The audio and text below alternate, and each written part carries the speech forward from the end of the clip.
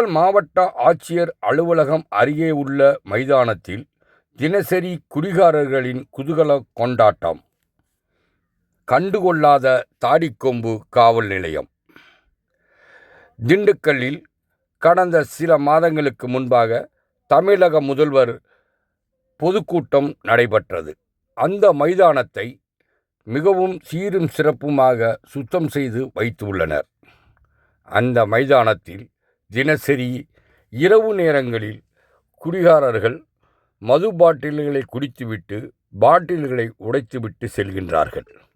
இதனால் அந்த மைதானத்தில் தினசரி 100க்கு மேற்பட்ட வயதானவர்கள் நடைப்பயணம் மேற்கொண்டு வருகின்றனர்.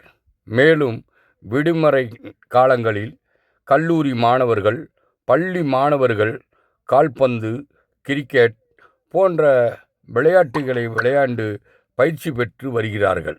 மேலும் தடகள வீரர்களும் ஏராளமானோர் இந்த மைதானத்தில் பயிற்சி பெற்று வருகின்றனர். மைதானத்தை சுத்தம் செய்ததால் ஆங்காங்கே மாவட்ட ஆட்சியர் மரக்கன்றுகளை நட்டு வைத்து அழகுபடுத்தி வருகிறார்.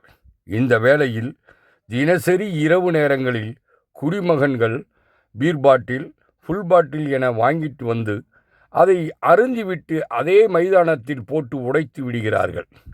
கால்பந்து விளையாடக்கூடிய சிறுவர் சிறுமிகள் கால்களில் குத்தி இரத்தம் வருவதாகவும் தெரிவிக்கின்றனர்.